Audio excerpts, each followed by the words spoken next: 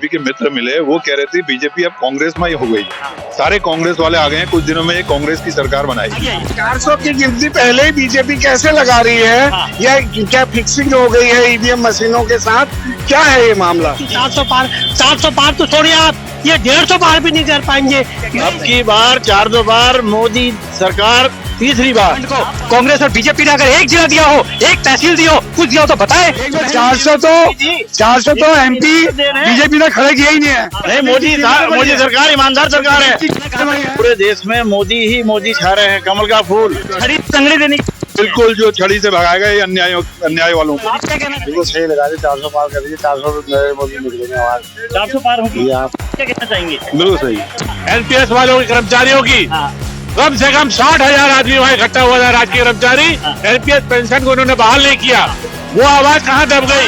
इसका ताजा उदाहरण मेरे साथी कह रहे हैं कि 400 पार। मैं बताता हूँ, अप्रैल फूल उत्तराखंड में कल मनाया गया। कल लोग मोदी जी के चलते हुए भाषण से उठ के जाने लग गए। तो कई मेरे साथियों ने कहा कि मोदी, मैंने कहा मोदी जी आए थे, तो उन्होंने कहा मोदी जी से आए थे, लंबी लंबी फेंकेंगे, अप्रैल फूल मनाने आए थे। नमस्कार, मैं हूं सुशील भट्ट और आप देख रहे हैं देवभूमि जनहुंकार। आज मैं मौजूद हूं हल्द्वानी के बुद्ध पार्क में और यहाँ पर हमने एक चुनावी दंगल का आयोजन किया है। और सबसे बड़ी बात यह है कि जैसे जैसे चुनावी सरगर्मी आगे बढ़ती जा रही है, चुनावी पारा भी आगे बढ़ते जा रहा है। उत्तराखंड की शांत फिजाओं में, उत्तराखंड की ठंडी फिजाओं में पारा कल से ज्यादा बढ़ गया, क्योंकि कल मोदी की यहाँ एक बहुत बड़ी रैली का आयोजन किया गया और यहाँ काफी लोग हमारे साथ बातचीत करने के लिए मौजूद हैं। यहाँ आप देख सकते हैं उत्तराखंड क्रांति दल के लोग मौजूद हैं, बसपा के लोग मौजूद हैं, आप सबका स्वागत है। और यहाँ पर कांग्रेस के लोग भी मौजूद हैं और बीजेपी के लोग भी मौजूद हैं और कई सामाजिक संगठनों के लोग यहाँ पर मौजूद हैं।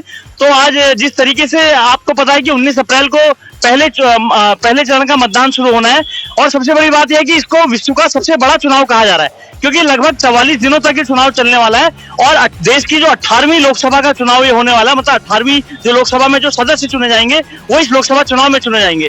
और यदि हम नैनीताल उधम सिंह नगर लोकसभा सीट की बात करें तो इसको शुरू से वीआईपी सीट माना जाता है, क्योंकि जो यहाँ गोविंद बल्लभ पंत एक बहुत बड़े स्वतंत्रता संग्राम सेनानी रहे और गोविंद बल्लभ पंत जी की विरासत भी इस सीट को माना गया है, क्योंकि उनके दामाद 2 बार इस सीट से सांसद रहे। उसके बाद केसी पंत जी उनके जो पुत्र थे वो 3 बार यहाँ सांसद, और पंडित नरेंद्र तिवारी जैसे कद्दावर नेता भी इस सीट से सांसद रहे। और सबसे बड़ी बात यह है कि इस सीट का एक मिथक है कि इस सीट से जो सांसद बनता है उसी की सरकार बनती है, लेकिन ये मिथक 2 बार टूटा। एक बार बल्लाज पासी के समय जब 1991 में बल्लाज पासी राम लहर पे चुनाव जीते थे, और दूसरा जब एनडी तिवारी 1999 में चुनाव जीते थे, क्योंकि दोनों समय जब ये लोग चुनाव जीते तो सरकारें इनके उलट थी। तो आइए बात करते हैं, बात का सिलसिला जारी करते हैं इस लोकसभा चुनाव में किसका पलड़ा भारी है और कौन मैदान जीतेगा और क्या 400 पार का नारा सफल हो पाए। तो ये बात करते हैं कांग्रेस के हमारे साथ गोविंद सिंह घसियाल जी हैं। घसियाल जी का पूरा परिवार एक मतलब पारिवारिक पृष्ठभूमि कांग्रेस की है और आपके चाचा चामू घसियाल जी 2 बार चुनाव लड़ चुके हैं भाजपा से, तो क्या कहना चाहेंगे? कांग्रेस पार्टी से 2 बार चुनाव लड़ चुके हैं कपकोट सीट से। जी हाँ, मेरा कहना है कि जो आज ये लोकसभा चुनाव होने जा रहे हैं, इसमें देख लीजिए कि जो यहाँ के जो राजनीतिक जो यहाँ के संगठन है, आज देख लीजिए बीजेपी वाले कह रहे हैं कि 400 पार तो छोड़िए आप, ये 150 पार भी नहीं कर पाएंगे। मैं इसलिए कह रहा हूँ क्योंकि देख लीजिए आजकल जो महंगाई है, गैस सिलेंडर के दाम देख लीजिए और बेरोजगारी देख लीजिए, भ्रष्टाचार देख लीजिए, तमाम ऐसे मुद्दे हैं। और घोटाले देख लीजिए, देहरादून में अंकिता भंडारी जो सर घसियाल जी कह रहे हैं 150 पार भी भाजपा नहीं पाएगी। अब की बार 400 बार मोदी सरकार तीसरी बार। आप मतलब जो सांसद है यहाँ की, क्या खाली मोदी के बिहाफ पे चुनाव लड़ा जाएगा? कुछ लोग कह रहे हैं कि हमें कुछ काम करने की आवश्यकता नहीं है, कुछ भाजपा के लोगों का कहना है, मतलब कह रहे हैं कि मोदी के दम पे चुनाव जीत जाएंगे। तो ये कहना कहाँ तक? पूरे देश में मोदी ही मोदी छा रहे हैं, कमल का फूल। मोदी ओनली मोदी। हाँ, आप आगे आइए। 400 की गिनती पहले ही बीजेपी कैसे लगा रही है? या क्या फिक्सिंग हो गई है ईवीएम मशीनों के साथ? क्या है ये मामला? ठीक है, नहीं है, काम की कोई बात नहीं है। इस उत्तराखंड में जब से उत्तराखंड अस्तित्व में आया है, यहाँ चाहे कांग्रेस का राज रहा चाहे बीजेपी का राज रहा, पार्टी के कद्दावर नेता हरीश सिनौली जी पूर्व, क्योंकि यहाँ पर एक बार उनकी सरकार है कांग्रेस की, एक बार बीजेपी की सरकार है। अच्छा, क्या मुमकिन ये है कि पहले भारत का बुरा हाल था, अब मोदी जी जब चाहे भारत का सुधार आ गया, भारत में सुधार आ गया है। जो बॉन्ड निकले हैं वो करोड़ों के जो चुनावी बॉन्ड करोड़ों के निकले हैं वो मुमकिन है। अरे बहुत बढ़िया बात है। और उसके अलावा जो अंकिता भंडारी हमारी बहन बेटी के साथ जो इतनी बड़ा दुर्भाग्य दुर्घटना हुई है वो मुमकिन है। और उसके अलावा जो हमारे यूपीएससी और आइए बगलवाल जी, आइए बगलवाल जी, कांग्रेस के पूर्व चेयरमैन क्या कहना चाहेंगे? जो 400 पार की बात कर रहे हैं, मैं बीजेपी वालों से पूछना चाहता हूं कि 400 उन्होंने एमपी भी लड़ाए हैं जो 400 की बात कर रहे हैं। अरे भाई मोदी अभी क्या है कि आज तक किसी ने दिया नहीं 70 सालों में। कांग्रेस ने मोदी ने बिल्कुल सही बात कर रहे हैं। जितनी महंगाई मोदी ने दी है, जितना भ्रष्ट मोदी जी के शासनकाल में हुआ है इतना भ्रष्टाचार कहीं हुआ नहीं। कहते मोदी सरकार में बहुत नहीं, मोदी सरकार ईमानदार सरकार है जो लेकिन भाजपा ने बिल्कुल एकदम खाली टीवी में आकर के बम फोड़ने की सरकार है। जमीनी स्तर कुछ नहीं है। हल्द्वानी की बात में लूं, स्मार्ट सिटी नहीं है, रिंग रोड नहीं है। आप संसद के रिपोर्ट कार्ड पे क्या कहना चाहेंगे? कितने नंबर देंगे? सर, संसद के रिपोर्ट कार्ड से सांसद के रिपोर्ट कार्ड में मैं बात करूंगा लोकल से पूरे राष्ट्रीय मुद्दों पर भी। देखिए, लोकल के जो मुद्दे हैं उस पर हमारे भाजपा के सांसद कभी भी, अग्निवीर हमारे जो सांसद हैं वो राज्य रक्षा मंत्री हैं, उन्होंने अग्निवीर पर कभी कोई टिप्पणी नहीं की। तो ये उनका जो टिप्पणी नहीं करना दिखाता है कि प्रदेश के युवाओं के लिए वो कितने समर्पित हैं और कितना उनका ध्यान है। बाकी मेरे साथी ने कहा कि मोदी जी ने 10 साल में बहुत कुछ किया। वास्तव में इनकी बात सही है। मोदी जी ने 10 साल में भ्रष्टाचारियों के लिए रास्ते खोल दिए हैं। इलेक्टोरल बॉन्ड जैसा वो ला करके देश में 83% युवा बेरोजगार बैठा है। हाँ बिल्कुल, देश में 83, अगर आप भ्रष्टाचार करें और भाजपा में शामिल हो जाए तो भाजपा आपको ईमानदारी का लाइसेंस दे देगी। ये मोदी जी का विजन है। बार बार मोदी सरकार कैसे मुमकिन है? 400 पार कैसे मुमकिन? 400 पार मोदी जी के मुझे ऐसा लगता है कि जो 400 पार की बात कर रहे हैं ईवीएम मशीन में सेटिंग हो गई है, तभी तो 400 पार की बात कर रहे हैं कि 400 एक बार 400 तो एमपी बीजेपी ने खड़े किया ही नहीं है। अभी देखिए भ्रष्टाचार, संजय सिंह छूट गए हैं। केजरीवाल को उसी बेस पर बंद किया गया है, लेकिन जो संजय सिंह छूट गए हैं वो आप यहाँ के सांसद को 0 नंबर। अच्छा, क्या किया यहाँ पे आज तक आके देखा? पब्लिक के बीच में आए कभी? मुझे बताइए। आदरणीय बहन कुमारी मायावती जी, यहाँ पर जब उत्तर प्रदेश हुआ करता था 4 जिले दिए उत्तराखंड को, कांग्रेस और बीजेपी ने अगर 1 जिला दिया हो, 1 तहसील दिया हो, कुछ दिया हो तो बताएं। बहन जी ने लोकसभा चुनाव में कितने पार का नारा दिया है? देखिए, हमारा कोई नारा ऐसा नहीं होता, हम कोई घोषणाएं नहीं करते, हम बेमतलब में किसी प्रकार के वादे नहीं करके दिखाते, हम कर्म पे विश्वास है। जिलों की घोषणा की थी जो आज तक अस्तित्व में नहीं आए, ये बड़ी विडंबना है। बीजेपी के लोग गाथा तो गा रहे हैं, कभी उन लोगों से, उन मुख्यमंत्री से, उन सांसदों से देखिए, इनमें क्या काम? एक मुख्यमंत्री रहते हुए आदरणीय कुमारी मायावती जी ने यूपी में देख लीजिए कितने कॉलेज, कितने विद्यालय, कितनी नौकरी निकाली। 13 लाख से ज्यादा वैकेंसी निकाल के दी 5 साल के अंदर। अगर मोदी जी ने पूरे देश में निकाली हो 13 लाख 10 साल में, कहना चाहेंगे? कहना चाहेंगे ये सरकार निकम्मी है, ये सरकार भ्रष्टाचारी है। आपने देखा कितना चंदा लिया, कितना पैसा लिया। जो भ्रष्ट जो है मोदी सरकार है ये, और ये जानबूझ करके लोगों को ईडी और पीडी का वो दिखा करके, डर दिखा करके लोगों को जेल में बंद कर रही है। मात्र उत्तराखंड क्रांति दल है, आप क्या कहना चाहेंगे इस लोग? देखिए ऐसा है, अभी जो मेरे को एक हमारे बीजेपी के मित्र मिले वो कह रहे थे बीजेपी अब कांग्रेस में ही हो गई है। सारे कांग्रेस वाले आ गए हैं, कुछ दिनों में ये कांग्रेस की सरकार बनाएगी। तो ये स्थितियां हैं बीजेपी की। वास्तविक स्थिति यह है। और उत्तराखंड क्रांति दल इस बार लाया है छड़ी, और छड़ी घुमा के सबको भगाएगा भ्रष्टाचारियों को। और ये छड़ी देने बिल्कुल जो छड़ी से भगाएगा ये अन्याय वालों को। आप क्या कहना चाहेंगे इस लोकसभा चुनाव में? जो चुनाव चल रहा है किसकी कौन जीतेगा? देखिए, जीतने की बात जहाँ तक है वो तो अभी जन समूह किसके साथ कितना है। लेकिन मैं ये गारंटी से कह सकता हूँ बीजेपी से पूरा देश सिर्फ एक बीजेपी खाना खा रही है या जो कमा रही है सिर्फ हिंदुत्व के नाम से, हिंदुओं को बेवकूफ बना करके। हिंदुओं को बेवकूफ बना के बीजेपी हिंदुओं को बेवकूफ कौन बना? सब भाजपा बेवकूफ बना रही कह रहे हैं। नहीं बना, ऐसा कोई मतलब ही नहीं है। अच्छा, भाजपा 400 पार का नारा लगा रही है, बिल्कुल सही लगा रही। 400 पार करेंगे, 400 नरेंद्र मोदी निकलेंगे। 400 पार होगी। आप क्या कहना चाहेंगे? बिल्कुल सही। आप क्या कहना चाहेंगे? अरे 400 पार करें, 500 पार करें, मगर ये सांसद जो जनता चुनती है, जिसको चुनती है, जो पैसा सांसद निधि मिलती है वो तो खर्च कर पा नहीं रहे। हमारी उत्तराखंड की इतनी समस्याएं हैं, उस पैसे से उन समस्याओं को कम किया जाना चाहिए था, मगर नहीं। की गारंटी है, वो गारंटी उनके लिए। आप क्या कहना चाहेंगे? कहने का ये है कि हमारे क्षेत्रीय सांसद आज 5वां साल इनको खत्म, अब चुनाव होने जा रहा है, अब इनकी सूरत दिख रही है और अब जगह जगह घूम रहे पूरे नैनीताल और उधम सिंह नगर जनपद में। इनके सामने इतनी समस्या है, राज्य की भी समस्या है और क्षेत्र की समस्या है। इन्होंने इनके सामने अभी दिल्ली में रैली हुई थी एनपीएस वालों की, कर्मचारियों की, कम से कम 60,000 आदमी वहां इकट्ठा हुआ था, राज्य के कर्मचारी। एनपीएस पेंशन को उन्होंने बहाल नहीं किया। वो आवाज कहाँ दब गई? टीवी में उसकी कोई न्यूज नहीं आई। उसके बाद ईपीएस 95 पेंशनर्स की भी आई आवाज। दिल्ली में रैली हुई 7 दिसंबर को, उसमें भी हमारे प्रधानमंत्री से टेबल टॉक 3-4 बार हुई लोगों की, नेताओं की, लेकिन उसकी कोई भी डिमांड पूरी नहीं हुई। और आप भाग रहे हो हमारी बातों को ले, आप भाजपा से बढ़ता को क्या? मुझे ऐसा महसूस हो रहा है कोई आदमी डर के हमारा कहने का मतलब ये है कि राष्ट्रीय दलों ने हमेशा छला है उत्तराखंड का राज्य का निर्माण ही केवल यहाँ की मूलभूत समस्या हुआ है। आज उत्तराखंड का नहीं कर सकता, उत्तराखंड का जिंदाबाद जिंदाबाद।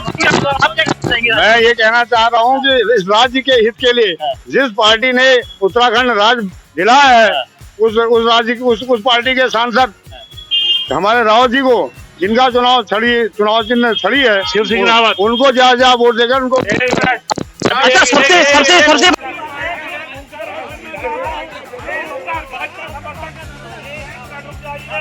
मेरी बात को पूरा होने दीजिए। आप भाजपा समर्थक है क्या? हाँ, मुझे लग रहा है। मैं ये कहना चाह रहा हूँ, देखिए मैं बड़ा महत्वपूर्ण ये तो आंधी में भी जलते हैं, ये तो आंधी में भी जला करते हैं, गुलाब तो कांटों में भी खिला करते हैं। खुश नसीब बहुत होती है वो शाम, दोस्त आप जैसे मेरी बात जनाब मिला करते हैं। ये सबसे बड़ी बात यह है कि जो भारतीय जनता पार्टी 400 पार का नारा लगा रहे हैं, तो उसकी भूमिका को जानना होगा। क्योंकि जब 1952 में पहली बार जब निर्वाचित सरकार बनी तो कांग्रेस को लगभग 90% वोट पड़े और उसके बाद 92% अगले चुनाव पे पड़े। और सबसे बड़ी बात है कि 1984 में जब इंदिरा गांधी की हत्या हो गई थी, तो उसके बाद 1984 में कांग्रेस ने 404 सीटें कांग्रेस लाई थी। तो उसी की नकल करते हुए आज भाजपा सरकार, या मतलब जो मोदी जी नारा दे रहे हैं कि हम 400 पार जाएंगे, इसके पीछे इस तरीके का जी आप क्या? और चुनावी आंकड़े के हिसाब से देखें तो 38% वोट बीजेपी और उनके समर्थक दलों को मिला है और 62% वोट कांग्रेस और अन्य दलों को, विपक्ष के गठबंधन को। तो मेरा ये कहना है कि जो क्या मोदी जी सुनिए, मेरी बात तो सुनिए। मैं ये कहना चाह रहा हूँ कि जो मोदी के समर्थक हैं उनको चिन्हित करके उनके लिए जो 38% वोटर हैं उनके लिए 150 रुपए डीजल और पेट्रोल कर दीजिए। क्या मोदी देखिए, ऐसा है मोदी जी किसकी नकल कर रहे हैं, किसकी नकल नहीं कर रहे हैं, इस पर नहीं जाएंगे। आज आपका एक दंगल कार्यक्रम यहाँ पर आयोजित किया है आपने, बहुत मैं आपको सराहनीय आपने प्रयास किया, बहुत अच्छा प्रयास है चुनाव के मध्य में। देखिए 543 सीटों की लोकसभा होती है, मैं कहता हूँ आप 400 पार का नारा क्यों दे रहे हैं? आप 500 पार का नारा दीजिए, आप 543 सीटों में बैठिए लोकसभा के अंदर। लेकिन क्या आप ये बताइए ना, जनता आपके कामों से खुश है? जनता खुश नहीं है। आज आप ईडी, सीबीआई, मार तमाम अपने जो सरकारी संस्थान है उनके, एक मिनट पूरी कर लेता हूँ अपनी बात, उनके माध्यमों से जो है आज आप चुनाव लड़ना चाह रहे हैं, जनता के बीच में जा रहे हैं। आप देखिए ना, आप आज अभी आपके पास आने से पहले पढ़ रहा था कि हरक सिंह रावत जी भी जो है वो भाजपा ज्वाइन कर रहे हैं। क्यों? क्योंकि उनके ऊपर आपने पिछले महीनों से जो है ईडी के ऊपर ईडी लगा रहे, आपने ईडी लगाया। मैं इसका विरोधी नहीं हूँ, एक मिनट आप ईडी लगाइए, आप किसी के पीछे एक मिनट क्या मोदी जी इंदिरा गांधी और जवाहरलाल नेहरू की नकल? मोदी जी सिर्फ नकल करने के लिए भी देखिए अकल चाहिए। मोदी जी नकल करने की कोशिश करते हैं, लेकिन वो, एक मिनट भाई साहब बात सुनिए, देखिए नकल करने के लिए भी अकल चाहिए। मोदी जी नकल करने की कोशिश बहुत अच्छी करते हैं, लेकिन वो नकल नहीं कर पाते। इसका ताजा उदाहरण मेरे साथी कह रहे हैं कि 400 पार। मैं बताता हूँ, अप्रैल फूल उत्तराखंड में कल मनाया गया। कल लोग मोदी जी के चलते हुए भाषण से उठ के जाने लग गए। तो कई मेरे साथियों ने कहा कि मैंने कहा मोदी जी आए थे, तो उन्होंने कहा मोदी जी इसलिए आए थे लंबी लंबी फेंकेंगे, अप्रैल फूल मनाने आए थे। तो ये छलावा राष्ट्र की जनता के साथ हो रहा है। तो मोदी जी चाइना आके अरुणाचल में घुस चुका है, अपने नाम दे रहा है, उस पर आप चुप्पी साधे और कह रहे शर्म आनी चाहिए मेरे भाजपा मित्रों को, जो अंकिता पे चुप है, महंगाई पे चुप है और चाइना पे चुप है, और उसके बाद मोदी जी कह रहे हैं। और भाजपा का पक्ष रखने के लिए क्या यहाँ कोई बड़ा लीडर भी यहाँ पर मौजूद नहीं है, जो कि बड़ा दुर्भाग्यपूर्ण है। क्या कहना चाहेंगे? देखिए आज भाजपा कोई बड़ा नेता यहाँ पर बहुत अच्छी बात कही। ये लोग भाग रहे हैं, लोग डर रहे हैं कि कहीं ऐसा ना हो कि समाज के बीच में हमारी तौहीन हो जाए। जहाँ तक 400 पार का प्रश्न है, मुझे ऐसा लगता है कि ईवीएम मशीनें सेट हो गई है।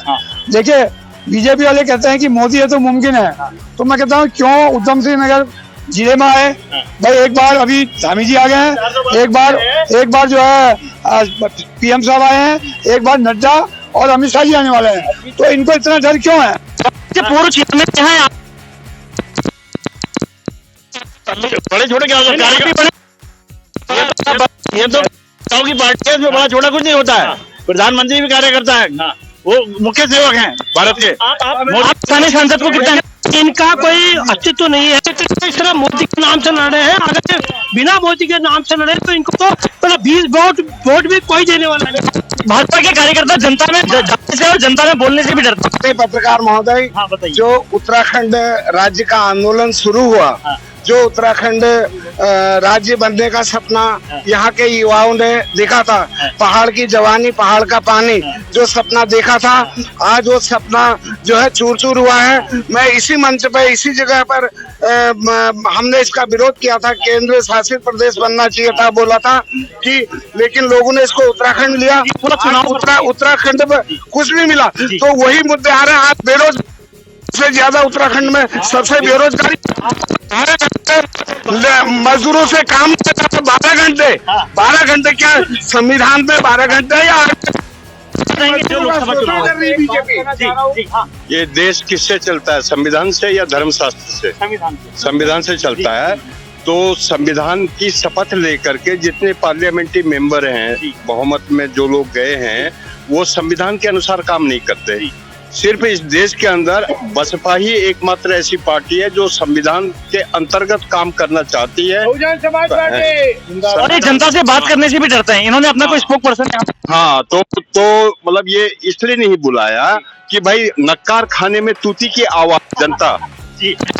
सर मैं तो सर यही कहूंगा कि बेरोजगारी बहुत है और युवा वर्ग बहुत खफा है, और सांसद अजय भट्ट जी को कोई नहीं पहचान रहा क्योंकि कहीं गए नहीं है, इनने कोई समस्या नहीं देखी, और जो गांव गोद लिए हैं उन पे भी इनने कोई कार्य नहीं किया है। तो आप कैसे इनकी अपेक्षा रखते हैं वोट देने का? अप्रैल में अप्रैल फूल वाली बात मत कीजिए। मोदी सरकार, ये जो डिबेट है ये विकास के मुद्दों को लेकर, क्योंकि डिबेट आपकी भटक रही है। विकास के मुद्दों पे देखिए कैसी मतलब हवा चल रही है। आप मुझे पिछले 10 सालों में खाली कागजी नहीं, जो जमीन पे उतरी, कोई आईआईटी या एम्स की जिसकी स्थापना हुई है वो नहीं हुआ है। मोदी जी हवाई स्थापना करते रहे, और आपकी डबल इंजन सरकार थी, आपकी मतलब भाजपा की डबल इंजन सरकार थी, और आपसे बहुत उम्मीद थी जनता को कि पता नहीं क्या जो हो जाएगा क्षेत्र में, लेकिन आप अपने गांव में नहीं गए। दूसरी बात देखिए कितना बेवकूफ बना रहे जनता को। संदेश खाली में तो आप उन महिलाओं को अपना उम्मीदवार बना दे रहे हैं, प्रत्याशी बना दे रहे हैं सांसद के लिए, जिनका आप अत्याचार जो शोषण हुआ करके बात लोग डिबेट से भाग रहे हैं। मैं उस पर भी बोलूंगा अभी। और दूसरी बात, जो अंकिता भंडारी के माता पिता, जिनसे यहाँ पर गंभीर मुद्दा बोलना, आप आगे मत बढ़िए। जो अंकिता भंडारी के माता पिता महीनों से वहाँ पे धरने अनशन में बैठ रहे, आप उनके लिए आप कहना चाहता हूँ कि उत्तराखंड में ही बीजेपी की सरकार है, केंद्र में ही बीजेपी की सरकार थी, और यहाँ हमारे यहाँ नगर निगम में बीजेपी की सरकार थी। लेकिन 4 साल से चिकोनिया से केमू स्टेशन तक जो सड़क का हाल हुआ है, जब इंदिरा जी यहाँ पर कैबिनेट मंत्री थी, एक कैबिनेट चेयरमैन था, तब बनाई गई थी। और जब मैंने अभी 4-5 महीने पहले एक्शन साहब को पत्र दिया कि भाई 4 साल से रोड खराब है, पहले भी हमने आपसे कहा और आपके मेयर ने भी कहा, कार्य को पसंद नहीं करा। किस तरीके से विकास कार्य हुए और कैसे आपकी सरकार बननी, वो लोग यहाँ पर मौजूद नहीं है, तो क्या कहना चाहेंगे? क्योंकि भाजपा के लोग यहाँ पर केवल 2 लोग यहाँ पर मौजूद कहाँ से जवाब देने के लिए कुछ है ही नहीं, तो अपने लोग नहीं भेज सकते। बिल्कुल, अगर उन्होंने कुछ विकास काम किया होता तो वो बिल्कुल होते। आप हमसे पूछिए, जब हमारे पूर्व में सरकारें नहीं तो उत्तराखंड में जो भी काम भाजपा जनता से संवाद करने में डरती है वो आपने आज तक देखा कि 10 साल में मोदी जी ने कोई प्रेस कॉन्फ्रेंस की? मोदी जी खुले में कभी किसी कोई प्रेस कॉन्फ्रेंस कर ही नहीं सकते हैं। परसों स्मृति ईरानी जी आई थी। भाजपा अपने आप को विश्व की सबसे बड़ी पार्टी कहती है, कम से कम जनता से संवाद तो होना चाहिए। जी भाजपा देखिए, भाजपा का जो जाल है वो कहीं ना कहीं थोड़ा राष्ट्रीय मीडिया का फैलाया हुआ है और मोदी जी का फैलाया है। तो ये ड्रामेबाजी अब इसके खत्म। देखिए, खुली मिट्टी खाक की, बंद मुट्ठी लाख की, खुली मिट्टी खाक की। मोदी जी की मुट्ठी खुल चुकी है और जनता उनसे त्रस्त हो चुकी है उनके अत्याचारों से। तो भाजपा के दिन जाने वाले हैं और देश के विकास के दिन आने वाले हैं। कांग्रेस पार्टी आने वाली है। कांग्रेस पार्टी जिंदाबाद, प्रकाश जोशी जिंदाबाद। सर यहाँ पे भाजपा के स्पोक पर्सन मौजूद नहीं, क्या कहना चाहिए? ये देखिए, सबसे पहले मैं चीज कहना चाहता हूँ, ये 10 साल के अंदर पूरा भारत गड्ढे में जा चुका है। आज किसी भी रोड के हालात देख लीजिए कि हम इतना हाईवे बना रहे हैं, ये कर रहे हैं, वो कर रहे हैं। भैया कहाँ कर रहे हैं ये तो बता दें। कौन सी स्मार्ट सिटी बनाई, कौन सा क्या किया? अगर बीजेपी की बात की, के पास जवाब देने के लिए कुछ नहीं है, इसलिए वो भाग रहे हैं। प्रधानमंत्री जी भाग रहे हैं और सारे मंत्री भाग रहे हैं। अगर ये गड्ढे में गिरते ना, गड्ढे में ये भी क्या कहोगे? गिरे तो है नहीं, कोई देर से बड़े में दिख रहा है। गड्ढे में रोजगार गिर गया है, गड्ढे में विकास गिर गया है, रुपए का भाव देखिए कैसे गिर गया है, डॉलर बढ़ रहा है, एनआरआई खुश है और सिर्फ मोदी जी खुश है क्योंकि उनको सत्ता करनी है। अंबानी अडानी खुश है, आम आदमी बिल्कुल त्रस्त है। कोई मुझे 10 साल में कोई विकास बता दीजिए। कोई आपका शुभ नाम? वाला नाम है, मैं गाड़ी का दूं भाजपा का। आप भाजपा के कार्यकर्ता करते हैं? मैं 20 साल से हूँ। अच्छा, 20 साल से भाजपा के कार्यकर्ता। जी बताइए भाई साहब, मोदी ने क्या गलत काम करा था? मुझे ये काम, सारे काम तो बढ़िया करे उसने। कोई काम करे तो ना, ये काम करा उसने, सारे काम ही काम है। लेकर के जो वोटर शॉप लाइन है 4 साल से खराब है, 4 साल से खराब है। चुनाव लड़ रहे अजय भट्ट जी और मोदी जी के नाम पर सारी चीजें हो रही है। आप देखिए, कल मोदी जी रुद्रपुर में आए थे और मोदी जी ने फिर वही अपना रटाया भाषण दिया। भ्रष्टाचार के ऊपर उन्होंने चोट करने की बात की। इसके बाद देखिए, अगर मैं आपसे कहना चाहता हूँ, एक पेज और पिक्चर का डायलॉग है, जिनके घर शीशे के होते हैं वो दूसरे में पत्थर नहीं। तो मैं कहना चाहता हूँ आपके माननीय चैनल के माध्यम से, माननीय मोदी जी, अगर आप सीबीआई और ईडी अगर अपनी पार्टी के ऊपर लगाएंगे सबकी पूरी पार्टी का सूखा साफ हो जाएगा। मैं जन उगार को बधाई देना चाहता हूँ कि आपने पब्लिक के सामने एक समस्याएं जो पब्लिक की है, भाजपा के लोग यहाँ पर नहीं आए, उस पर क्या? भाजपा के लोग चले हुए लोग हैं, उनको कोई कहने के नहीं है। मैं तो प्रदेश का उपाध्यक्ष हूँ, आपने बुलाया, मैं सीधे आ गया। तो आने का मतलब है कि मैं अपनी बात को आपके सामने रख सकूँ। केवल 2 अल्पसंख्यक कार्यकर्ता हैं, बताइए जी। मेरे साथी ने कहा कि भाजपा काम कर रही है, भाजपा विकास कर रही है। चौपट है। बीजेपी क्या चार होगी ये बताइए? बिल्कुल तब होगी जब ईवीएम मशीन उनके अंडर में है, और दूसरा इसलिए होगी कि जब सारे अपोजिशन के नेताओं को जेल में डलवा दे। 8 साल के कार्यकाल में सांसद ने अपनी सांसद निधि खर्च नहीं की पूरी। जब से उत्तराखंड बना है, राष्ट्रीय दलों की सरकार रही है यहाँ पर, मगर 3 काम यहाँ बहुत बढ़िया हुए हैं। एक तो राजधानी का पलायन, और एक जवानी का पलायन, और एक पानी का पलायन। जो चीजें हमारे पास उपलब्ध थी, तीनों का पलायन करा दिया दोनों राष्ट्रीय दलों ने। क्या कहना चाहेंगे? जो हो रहा है ठीक है, बढ़िया हो रहा है, बस चाहिए सर। देखिए, उत्तराखंड राज्य जो बना है, इसके 42 लोगों की शहादतें हुई है, बड़ी संघर्षों के बाद राज्य बना।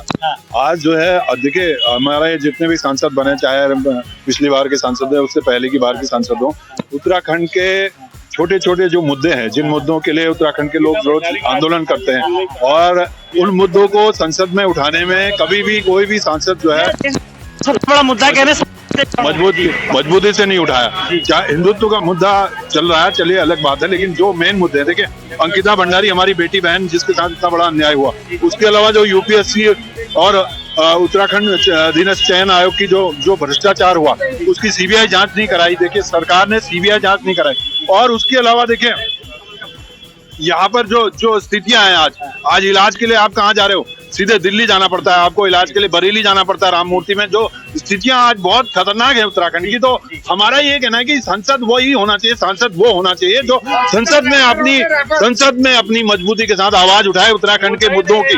और यहाँ के सांसद जो है, ये गुलाम है। जो भी सांसद बनेगा ये गुलाम है, चाहे अजय भट्ट हो, चाहे इससे पहले जो भी सांसद रहे हैं, वो सब गुलाम रहे। और इतने बड़े देखिए, उदाहरण देता हूँ आपको, जल संसाधन मंत्री कौन रहे? माननीय हरीश रावत जी रहे। उन्होंने जब मोदी जी गए थे उन्होंने कहा था अपने सारे सांसदों को बैठा के कि इस बार भी तुम मेरे नाम से, उन्होंने खुद बोला था कि अगली बार जो है आप अपने काम से। संसाधन मंत्री कौन थे? हरीश रावत जी थे। और यहाँ पानी के बगैर हमारे पहाड़ के सारे लोग जो है पहाड़ के पानी के बगैर रो रहे थे। आज जमरानी बांध की बात होती है, अजय भट्ट जी कह रहे हैं मैंने जमरानी बांध बना दिया। जमरानी बांध बनाने का कोई औचित्य नहीं। आज जो है जमरानी बांध का औचित्य खत्म हो गया। पूरा तराई क्षेत्र जो है जहाँ आबादी बच गई, जहाँ पे एग्रीकल्चर था, वो एग्रीकल्चर लैंड खत्म हो गई है। अब उस जमरानी बांध का क्या करेंगे हम? हमें पीने का पानी चाहिए, आज पीने का शुद्ध पानी चाहिए, जो हर घर हर जल नल जो नारा है ये। देखिए आज एक मिनट बात सुनिए, आज जो है अन्नदाता, जो हमारा अन्नदाता है, कितने लोग मारे गए, क्या मोदी जी उनकी होश नहीं आ रही? किसानों की समस्या बताइए, इतनी बड़ी समस्या जो हमारा अन्नदाता है उसका फिक्र नहीं है। जो हमारी बेटियों ने जो भारत का नाम रोशन किया है, जो हमारी बेटियों ने भारत का नाम रोशन किया, अभी मोदी जी गए वहाँ इस डिबेट में भाजपा ने अपने स्पोक पर्सन नहीं भेजे, क्या कहना है? देखिए वो आज मुद्दों से डर रहे हैं, उनके अंदर कोई ना कोई डर बैठा है कि यहाँ कैसे जवाब देंगे। उन सांसदों के लगाएंगे छड़ी, कंडी मार रहा है। और सुअर और बंदर, हमारी जंगली जानवर जो है हमारे आज किसानों को बर्बाद कर रहे हैं। किसान सारे पलायन कर रहे हैं। भाजपा को छड़ी से मारेंगे उनको। मुझे ये बताइए कि देश लोकतंत्र है, ये क्या राजतंत्र में तब्दील होने जा रहा है? आज अगर बात की जाए कूड़े की गाड़ियां चल रही हैं, उसमें भी मोदी जी का प्रचार चल रहा है। क्या ये असंवैधानिक नहीं है? क्या चुनाव आयोग क्या कर रहा है? चुनाव आयोग बिक चुका है। इसी कारण से ये बीजेपी के जो स्पोर्ट पर्सन यहाँ पे आए हैं वो कह रहे हैं कि हम 400 पार केवल मोदी जी के नाम पर।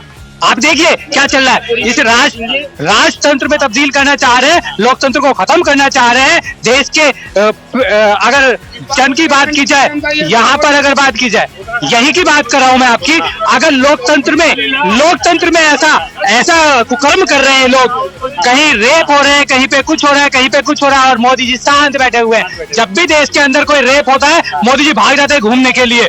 जब भी अगर कोई यहाँ पे अन्याय होता है, चाहे मणिपुर की बात की जाए, हल्द्वानी के अंदर पहला हुआ है कि यहाँ देख, आज इतिहास में आप उठा के देख लीजिए, क्या कभी यहाँ पर कर्फ्यू रहा हल्द्वानी के अंदर? लेकिन मोदी राज में अगर कर्फ्यू तक लग चुका है तो आप समझ सकते हैं मोदी के जो स्पोर्ट पर्सन है यहाँ क्यों आएंगे। क्या कहना चाहिए? अच्छा, मैं एक बात ये कहना चाहता हूँ कांग्रेस और बीजेपी के भाई लोगों से कि 75 साल की आजादी के बाद 80 करोड़ जनता को 5 किलो राशन दिया जा रहा है। इसका मतलब आपने क्या राज किया कि भुखमरी के कगार में है और 5 किलो राशन के बहाने जो है 80 करोड़ जनता को जो है आपने मुंहबंद कर दिया, है ना?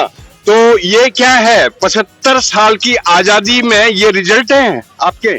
अच्छा, मैं आपसे एक प्रश्न भी करना चाहूंगा कि आज जिस तरीके से अमेरिका में कह रहे हैं कि जो भाजपा के समर्थक हैं उन्होंने लगभग 20 शहरों में रैली निकाली भाजपा के पक्ष में कि भाजपा और उसका जो गठबंधन है एनडीए यानी कि, तो वो 400 पार जाए, तो आप क्या कहना चाहेंगे? में कौन लोग हैं? हाँ।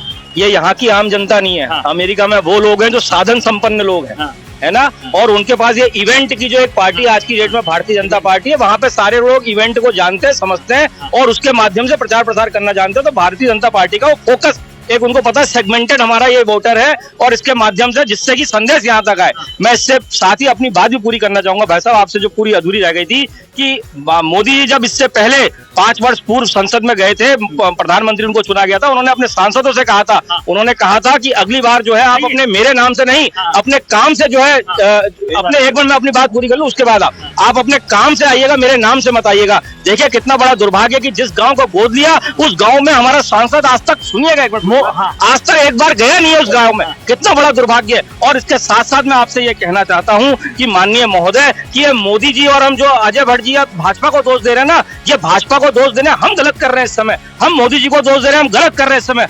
मैं दोष देना चाहता हूँ इस समय इस उत्तराखंड की जनता को, जो मौन है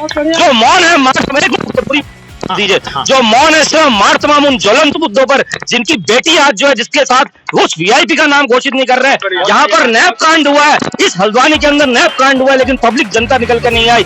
यहाँ पर आपका रोसिल जो गांव है वहाँ पे उन्होंने आपको क्या बोलते हैं उसको, वो खेल वगैरह जो होता है आपका, नहीं स्पोर्ट्स आपका ये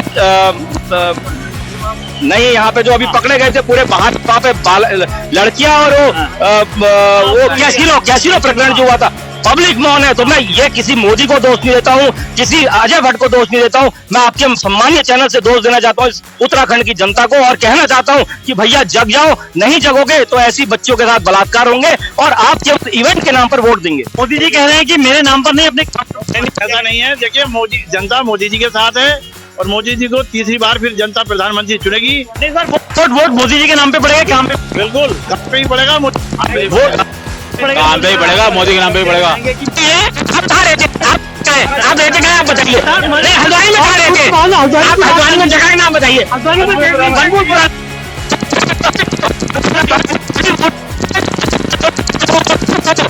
बच्चों को नंगा घुमाया गया है, इस देश को, इस भारत माता की बात करते हैं, समझिए भारत माता को निर्वस्त्र किया गया है, उसके बावजूद ये लोग मान रहे हैं कि बड़ा दुर्भाग्य देश का। कार्यकर्ता क्या कहना चाहेंगे? ये बताओ, मोदी जी कह रहे हैं मेरे नाम पे वोट मत मांगिए। बोले विपक्षी बोले सही बोले, मेरी आवाज मेरी आवाज ये इनको बोलने दीजिए। देखिए, ऐसा है ना, विपक्ष का काम है विरोध करना। विपक्ष क्या आप भी तो पक्ष ठीक से पब्लिक साथ में मोदी जी के, पब्लिक साथ में है नहीं है। अगर गलत होती है पब्लिक के साथ में होती, पब्लिक साथ में 19 में भी कह रहे थे, अब 24 में भी यही कह रहा हूँ। सारे प्रदेश के देश के सारे हाकम सिंह निकल रहे हैं और फाइनेंस कर रहे हैं। एमपी, इनके जितने एमपी लड़ रहे हैं उनको हाकम सिंह जैसे हमारे प्रदेश के मंत्री हाकम सिंह पैदा करते हैं और युवाओं के साथ।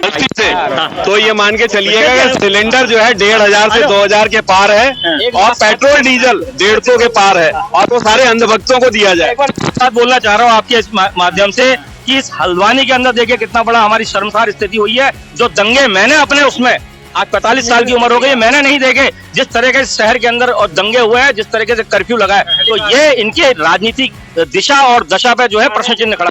अच्छा, मैं लोगों से आग्रह करना चाहूंगा, सब लोग लाइन से खड़े हो जाइए। मैं आपसे एक लास्ट राउंड चलेगा, आ जाइए सब लोग, आ जाइए, एक लास्ट राउंड चलने वाला है। अब मैं फटाफट प्रश्न होगा, उसका उत्तर आपको फटाफट देना पड़ेगा। अब की बार 400 बार क्या कहना चाहेंगे? 400 बार क्या है, मोदी जी आएंगे 400 बार। अब की बार 400 बार क्या कहना चाहेंगे? मोदी जी की 400 बार। मैं एक बात और कहना चाहता हूँ, जीत के लिए ऐसा जुनून चाहिए, ये आसमान भी आए ना आपने जमीन पर, और बस इरादों की हमें आसमान में गूंज। 400 चाहिए, 400 पार में कहने ही नहीं कुछ, इसमें 400 पार है। ये सिर्फ एक मिथक और भ्रम है और एक चुनावी जुमला है। भाजपा 400 पार। सर 400 पार, ये अप्रैल का महीना है, मैंने आपसे फिर कहना चाहूंगा अप्रैल फूल मत।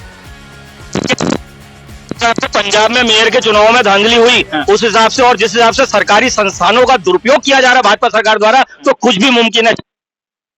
400 पार बैलेट पेपर से चुनाव कराए तो देख ले 400 पार होते हैं या फिर कहाँ पहुँचते हैं। सर जी 400 कितने पार? सर 150 पार भी नहीं हो पाएंगे, क्योंकि इनकी स्थिति देख लीजिए। ये अपने पार्टी को तो आगे बढ़ा, दूसरी पार्टी के इन्होंने कांग्रेस के खाते जो है तो सीज कर दिए। तो ऐसी पार्टी को आप देख लीजिए कितनी नीचे का काम करते हैं। 400 पार पे क्या कहना है?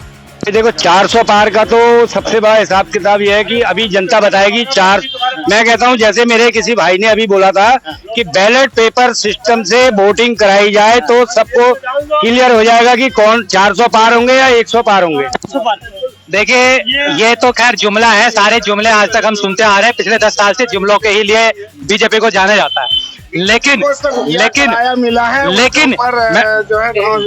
मैं ये कहना चाहूंगा, चाहे एनडी हो या यूपी हो, जो अगर ये कहते हैं कि हमारे अंदर ताकत है, मोदी जी के अंदर ताकत है, तो अकेले मैदान में आ जाए, 44 पार्टियों के साथ क्यों आ रहे हैं अगर वो हिम्मत। क्या कहना चाहिए? बिल्कुल नहीं, अब के तो 400 क्या हो, 150 भी पार कर ले, बहुत कुछ है। 400 पार की बात तो छोड़ दीजिए, 100 भी पार कर जाए।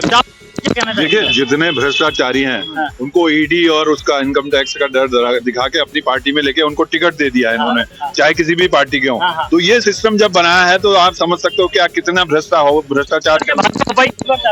400 छोड़ो, मैं तो कहता हूँ चुनाव आयोग एक बार जितने प्रत्याशी लोकसभा में खड़े हैं इनकी डिबेट कराएं सरकारी खर्चे पे। 400 पार नहीं, 400 नहीं, यूकेडी की सरकार आएगी। आप देख सकते हैं कि आज इस तरीके से चुनावी मैं एक बात और कहना चाहूँगा, इस बार जो है देखिए, आपने कांग्रेस पार्टी को भी देखा है, बीजेपी को भी देखा है, उत्तराखंड क्रांति दल को भारी बहुमत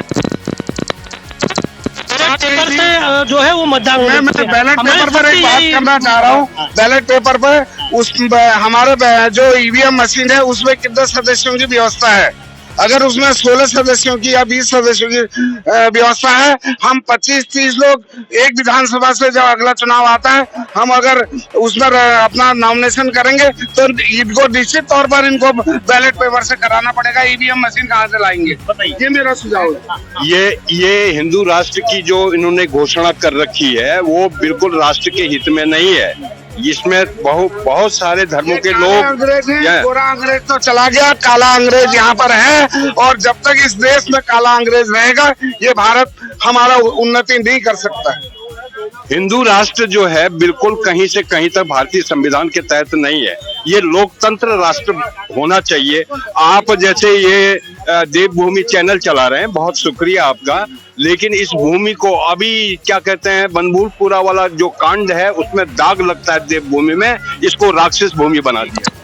देखिए, मैं लास्ट बात कहना चाहूंगा। मैं चैलेंज करता हूं मोदी जी को, माननीय मोदी जी में अगर इतना दम है, वो कहते हैं कि मैं अकेला शेर, तो बैलेट पेपर से इलेक्शन करा ले और अपनी सीट जीत के दिखा दे।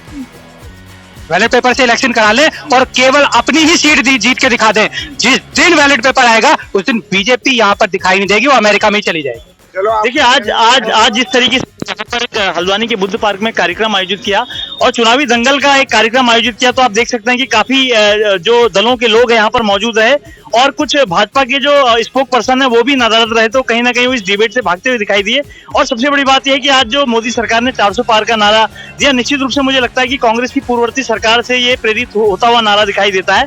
और आज भाजपा का पक्ष मजबूती से रखता हुआ कोई व्यक्ति यहाँ पर नहीं दिखाई दिया और विपक्षी दलों के जो नेता थे उन्होंने पूरे जोर शोर से अपनी बात कही। और कहीं ना कहीं मुझे लगता है कि जो चुनावी माहौल है, ये चुनावी सरगर्मी आगे और तेज होगी। और अभी क्योंकि कल मोदी जी की यहाँ पर सभा हुई है, तो इससे यहाँ थोड़ा फर्क तो पड़ा है, लेकिन अब देखना पड़ेगा कि मोदी के नाम पर यहाँ के जो जितने 5 लोकसभा सीट पर जो सांसद चुनाव लड़ रहे हैं उनको इसका कितना फायदा मिलेगा। अभी के लिए बस इतना ही। आप देखते रहिए देवभूमि जनोकार। धन्यवाद।